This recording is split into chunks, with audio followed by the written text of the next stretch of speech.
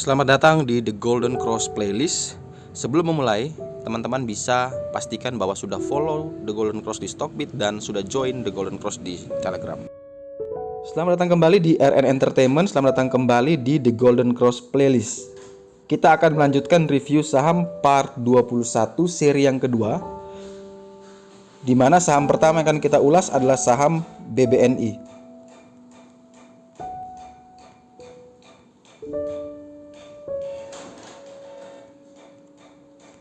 Saham BBNI ditutup di 4860, di mana naik tipis 0,62% setelah naik tadi cukup banyak dan dia turun.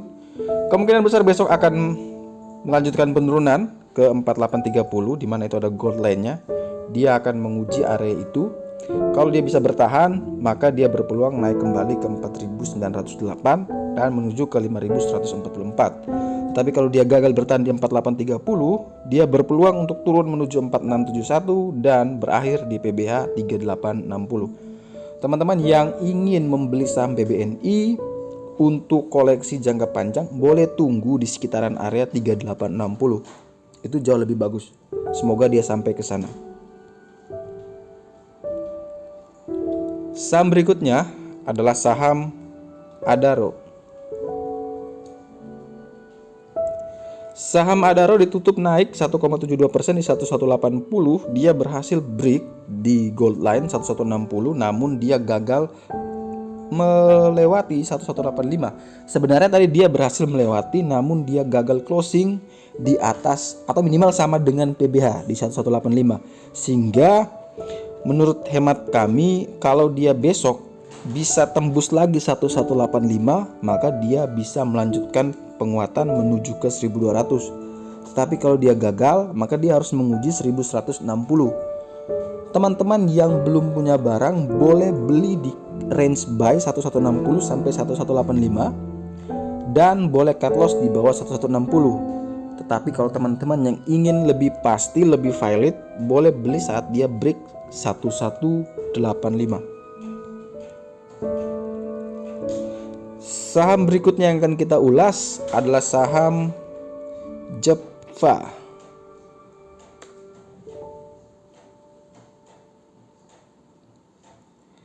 Saham Jepfa ditutup di 1220 minus 3,94%, di mana saham Jepfa masih berada di atas PBH ya, dengan PBL-nya jaraknya sangat jauh 328,5%.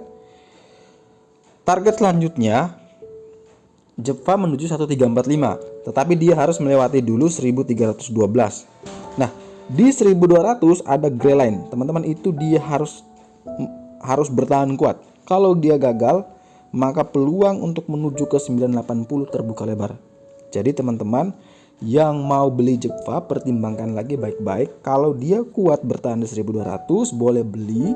Tetapi kalau dia langsung turun di bawah 1200, teman-teman sabar dulu. Tunggu di sekitaran area 980.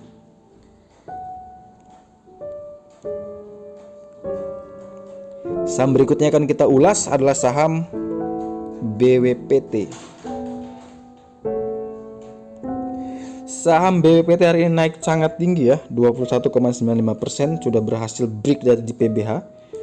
Dia dari PBL tembus white line, tembus gray line, tembus PBH, tembus 40 hari rata tertinggi.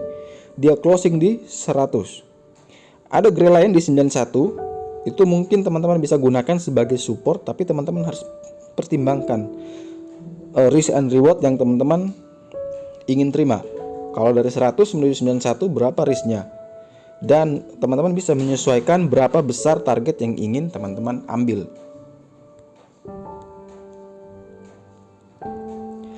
Saham berikutnya akan kita ulas adalah saham Pawon.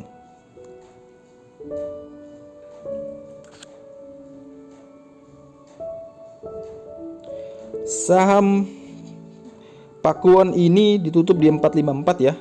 Sama seperti properti lainnya, minusnya juga cukup dalam, hampir ARB. Pawon harus bisa berada di atas 467 baru dia masih menunjukkan tren positif, melanjutkan kenaikan. Tetapi kalau dia masih berada di bawah 467, maka dia berpeluang untuk menguji gray line-nya di 427. Kalau gagal, maka dia harus menyentuh PBA-nya di 420. Untuk Pakuwon, seperti biasa properti banking belum kita rekomendasikan untuk buy. Tunggu saja di sekitaran area PBH, atau misalnya kalau dia sudah di bawah PBH bisa tunggu di sekitaran area PBL. Saham berikutnya akan kita ulas adalah saham Krakatau Steel, KRAS. Saham KRAS hari ini naik sangat tinggi, namun dia closing tipis di 288, hanya 6,66%. Di 270 ada gold lainnya. Dan teman-teman yang ingin membeli, teman-teman bisa menghitung dari 288 menuju 270 berapa risknya. Kemudian dari 288 menuju ke minimal ke TP2 303 berapa. Kalau dia berhasil tembus TP3 336, itu teman-teman dapat profit berapa. Dari sini teman-teman bisa mengukur seberapa layak sebuah saham itu harus dibeli. Yang selalu saya tekankan adalah teman-teman jangan mengejar sebuah saham yang sudah naik sangat tinggi. Walaupun besok dia masih naik lagi, tapi teman-teman harus ingat bahwa di saham itu tidak melulu soal keuntungan. Teman-teman harus menghitung baik-baik risknya berapa, rewardnya berapa, sehingga teman-teman bisa secara profesional membeli saham, bukan ikut-ikutan. Saham berikutnya akan kita ulas adalah saham LSIP. Saham-saham perkebunan hari ini naik cukup bagus.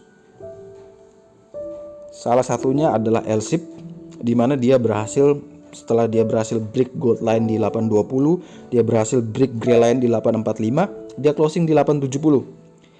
LSIP berpeluang melanjutkan kenaikan menuju ke 910 selama dia masih berada di atas 845. Teman-teman yang belum punya barang boleh beli di sekitaran area 845, 850 dengan target yang sama di 910. Waspada jika dia turun di bawah 845. Saham berikutnya akan kita ulas adalah saham KLBF.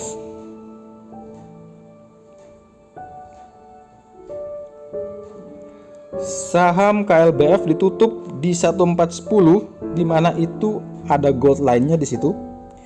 Namun jarak dari gold line menuju ke WT-nya itu sangat jauh ya, 1410 ke 1320 itu hampir 90 poin. Namun dia harus menuju ke PBH-nya di 1460. Nah, teman-teman yang ingin beli saham ini boleh beli asalkan dia tembus dulu nih 1418. Itu baru mungkin terkonfirm akan melanjutkan kenaikan menuju ke 1460. Waspada jika dia turun di bawah 1410. Saham berikutnya yang akan kita ulas adalah saham KF. Berbeda dengan KLBF, KF hari ini ditutup naik cukup tinggi 9,62% di 1310, di mana dia tadi berhasil break di PBH 1250 dan bertahan di atas itu. Sehingga masih memungkinkan saham KF melanjutkan kenaikan besok dengan target menuju ke 1455. Teman-teman yang belum punya barang silakan beli, tapi teman-teman bisa batasi resikonya sendiri karena jarak dari 1310 ke 1250 itu juga cukup jauh. Sehingga untuk KF boleh beli asalkan teman-teman bisa meminimalisir resiko dengan target yang sama menuju ke 1455. Saham berikutnya akan kita ulas adalah saham NV. Saham NV ini cukup menarik di mana dia sudah sideways beberapa lamanya dan dia punya PBL di 85. Jarak dari harga sekarang ke PBL mungkin risikonya tidak terlalu banyak ketimbang kalau target kenaikannya dia menuju ke 115, di mana itu adalah PBH-nya. Teman-teman yang belum punya barang boleh beli asalkan dia break dulu di 94. Tetapi yang mau nekat beli silakan beli di harga sekarang, batasi stop loss di 85. Sekian review saham part 21 seri yang kedua. Terima kasih banyak teman-teman yang telah menonton sampai seri kedua ini untuk review saham part 21. Jangan lupa like, komen, dan subscribe. Boleh di-share jika bermanfaat. Dan jangan lupa nyalakan lonceng notifikasi biar teman-teman tidak ketinggalan update review saham part-part selanjutnya. Sekali lagi terima kasih banyak. Sekali lagi, semua ulasan di channel saya semua bersifat panduan, hanya bersifat sebagai map. Semua keputusan jual dan beli ada di tangan teman-teman masing-masing. Oleh sebab itu disclaimer on, dan sampai jumpa di video selanjutnya.